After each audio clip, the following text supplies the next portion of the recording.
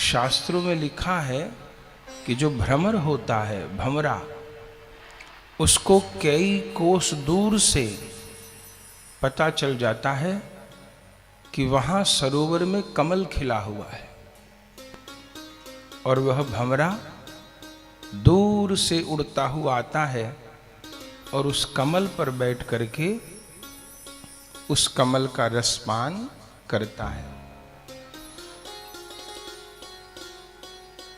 भागवत जी में भ्रमर गीत है। श्री ठाकुर जी भ्रमर का रूप धारण किए हैं। जिस समय उद्धव जी ब्रज में पधारे और गोपांगनाओं की कृपा प्राप्त करने के पश्चात अंत में जब आपको श्री जी का दर्शन हुआ, तब श्री जी और उद्धव जी के बीच जो संवाद हुआ है वह भ्रमर गीत के माध्यम से हुआ है। एक भ्रमर आकर के वहां विहार करने लग गया।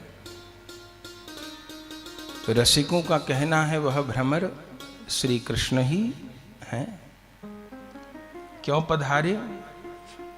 श्री राधा रूप कमल का वह प्रेम मकरंद पान करने के लिए।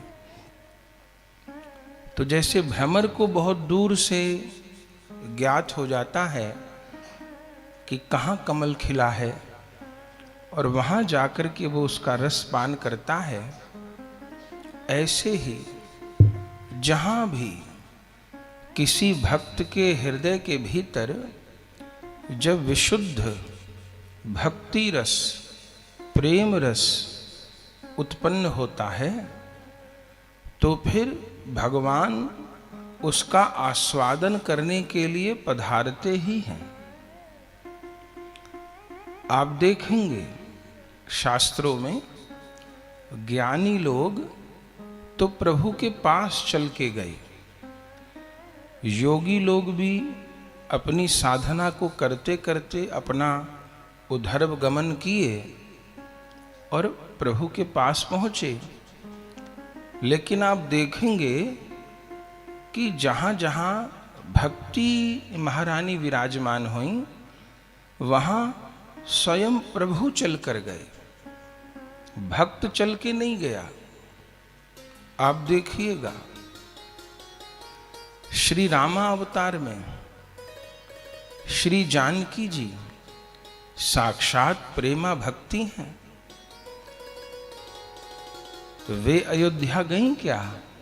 ना, स्वयं श्री राम पैदल चल के अयोध्या से जनकपुरी पहुंचे, सिया जी का वर्ण किया। श्री रामायण में ही शबरी जी कहीं चल के गईं क्या? नहीं, अपने ही गुरु की आज्ञा से अपने स्थान पर राम नाम का आश्रय लिया। उनके हृदय में गुरु कृपा से, नाम के प्रभाव से वह प्रेमा भक्ति उत्पन्न हुई। और श्री राम जो कि सिया जी को ढूंढ रहे थे, सिया जी के वियोग में व्याकुल थे, अपना मार्ग छोड़ करके शबरी की कुटिया पर पहुंच गए। निषाद राज गुहू के पास कौन गया? स्वयं भगवान गए। कहीं भी आप देखिएगा भक्त के पास चल करके भगवान गए हैं। और ब्रज में तो पूछिए मत, प्रकट होते हैं भगवान मथुरा में, लेकिन कहां पहुंच जाते हैं? नंद भवन में। नंद भवन में क्यों पहुंचते हैं? वे तो समर्थ हैं, आने देते कंस को। भगवान प्रकट हुए और कंस वहां आ जाता, तो जिन प्रभु ने चतुर्भुज रूप देवकी जी को दिखाया, वसुदेव जी को दिखाया, वे चतुर्भुज रूप से क्या कंस का उद्धार नहीं कर सकते, आने देते कंस को, वहीं मार डालते। पर ना, उनको यशोदा जी की गोद में बैठना है। यशोदा जी के रूप में वात्सल्य भक्ति का कमल विकसित हुआ है। उस वात्सल्य प्रेम का मकरंद श्री कृष्ण को पान करना है। तो पहुंच गए, जबकि यशोदा जी तो सो रही थी। सोते सोते उनको प्रभु की प्राप्ति हो गई। आश्चर्य। गोकुल लीला में देखिए, गोपांगनाएं अपने अपने घर पे हैं, ठाकुर जी उनके घर पे माखन चुराने जा रहे हैं। क्यों? नंद बाबा के घर पे माखन की कमी है? 9 लख गाय नंद बाबा के, नित नयो माखन होए। लेकिन गरीबनी गोपियों के यहां माखन चुराने जा रहे हैं।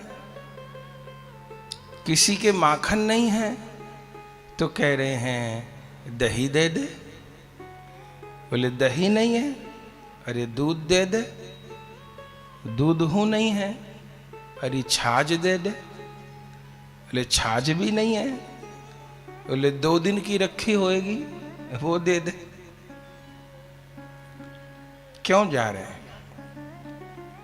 उन गोपिकाओं के रूप में मधुर रस की भक्ति का वह कमल विकसित हो गया है। ठाकुर को भ्रमर बन के उस प्रेम रस मकरंद का पान करना है। गोपी यमुना जी पे जल भरने जा रही है, प्रभु उसके पीछे पीछे।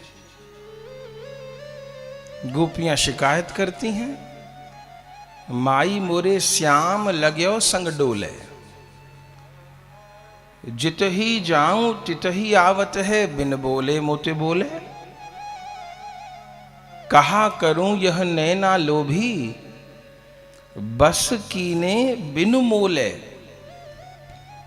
कुंभन दास प्रभु गोवर्धन धर, मेरो हंसी हंसी घूंघट खोले। मायरी श्याम लाग्यो संग डोले। तो ब्रजलीला में देखिए, पीछे पीछे पीछे पीछे पीछे पीछे।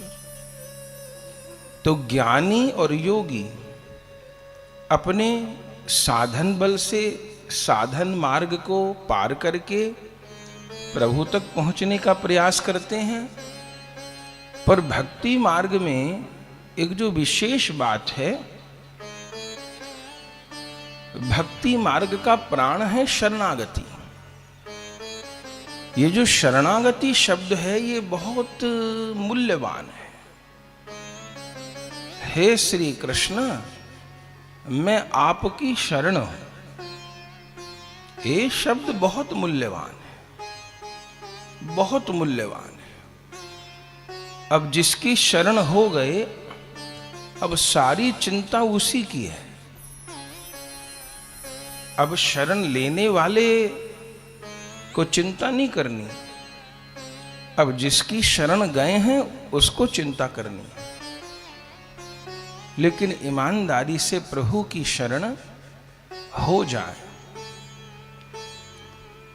ईमानदारी से सच्चाई से शरण ग्रहण करने का क्या अर्थ है? अनन्य आश्रय।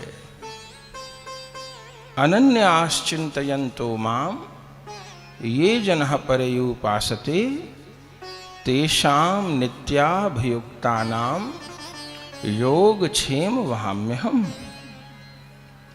श्री कृष्ण गीता में कहते हैं, हे अर्जुन, जो अनन्य भाव से मेरी शरणागति ग्रहण कर लेते हैं, उनके योगक्षेम का मैं वहन करता हूं। योगक्षेम का वहन माने जो उनके पास नहीं है वो उनको उपलब्ध करवा देता हूं। और जो उनके पास है उसकी रक्षा करता हूं। तो भक्ति मार्ग का ये एक वैभव है, एक वैशिष्ट्य है। तो ये जो प्रभु के 16,108 विवाह हैं, ये 9 बार में हुए हैं। ये रानियों के 9 वर्ग हैं। और ये जो 9 प्रकार की रानी हैं, वास्तव में ये नवधा भक्ति का स्वरूप है। नवधा भक्ति कौन कौन है? श्रीमद् भागवत जी का बड़ा प्रसिद्ध श्लोक है। श्रवणम कीर्तनम विष्णु स्मरणम पादसेवनम अर्चनम वंदनम दास्यम सख्यमात्मनिवेदनम्। नवधा भक्ति कौन कौन है? श्रवण, कीर्तन, स्मरण, पाद सेवन, अर्चन, वंदन, दास्य, सख्य और आत्मनिवेदन। जो ये रानियों के 9 प्रकार हैं, यह क्रम से इन 9 भक्तियों का ही स्वरूप है। जिसमें कल जिन श्री रुक्मिणी जी से प्रभु विवाह किए, हरण किए, फिर वरण किए, वे रुक्मिणी जी भगवान की द्वारिका लीला में प्रथम रानी है और नवधा भक्ति में प्रथम प्रिया है। प्रथम भक्ति है नवधा भक्ति में। तो नवधा भक्ति में प्रथम भक्ति कौन है? श्रवण भक्ति। इसलिए कल हमने सुना, जब रुक्मिणी जी ने भगवान के लिए पत्र लिखा, तो उस 7 श्लोक के पत्र का प्रथम श्लोक और उस श्लोक का भी प्रथम शब्द क्या था? श्रुत्वा गुणान भुवन सुंदर शृण्वतां ते निर्वेश्य कर्ण विवरे हरतो गतापम्। रूपं दृशां दृशिमिता मखिलार्थलाभम् त्वय्यच्युता विशति चेत्तमपत्रपम्। रुक्मिणी जी के मुख का जो श्लोक है, उसका पहला ही शब्द क्या है? श्रुत्वा। श्रुत्वा गुणान भुवन सुंदर शृण्वतां ते। हे श्याम सुंदर, हे श्री कृष्ण, जब से मैंने आपके दिव्य गुणों को श्रवण किया है, निर्विश्य कर्ण विवरई हरतुंग तापम, आपका वह दिव्य यश मेरे कर्ण रंध्र से भीतर प्रविष्ट हुआ है। मेरे तो त्रिताप दूर हो गए। मेरे नेत्र आपके दर्शन को ललायित हैं। मेरा मन आप में रमण कर रहा है और आपकी श्रवण भक्ति के प्रभाव से मैंने मन ही मन आपका वर्ण कर लिया है। मैंने तो आपको पति रूप में स्वीकार कर लिया है, पर आप मुझे कब स्वीकार करेंगे? हे गोविंद, मैं आपकी शरण हूं। यही तो कहा रुक्मिणी जी ने, कहीं गई नहीं, परिस्थिति में है। कल सुन चुके कि अपने कुंडनपुर में है और जो उनका बड़ा भाई है वह दुष्ट है, दुर्योधन का मित्र है और शिशुपाल जैसे पापात्मा से विवाह करना चाहता है रुक्मिणी जी का। घर में कोई सहायता करने वाला नहीं, किससे कहें? एक कन्या कहां जाए? तो उस समय प्रभु को पुकारा और श्रवण भक्ति ही तो अपने घर में की थी, और परिणाम क्या हुआ कि स्वयं भगवान चलकर आए, स्वयं भगवान पधारे और श्रवण भक्ति स्वरूपा अपनी प्रथम पटरानी श्री रुक्मणी जी का भगवान ने वर्ण किया। तो श्रवण भक्ति स्वरूपा श्री रुक्मणी जी के साथ भगवान का द्वारिका लीला में प्रथम विवाह संपन्न हुआ। कहिए श्री रुक्मणी वल्लभ लाल की।